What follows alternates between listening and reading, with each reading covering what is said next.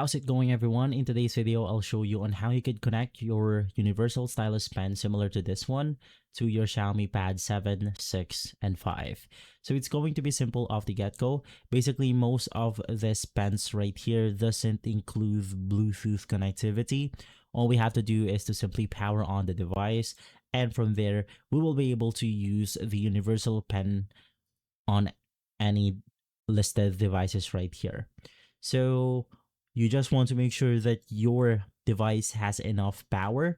So you just want to go ahead and simply charge it. From there, you then want to turn it on by pressing the power button on the actual pen right here, which is going to be this one.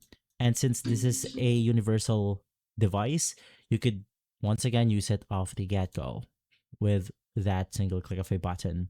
And so guys, if this video has been helpful, leave a like, subscribe, and follow us for more videos like this.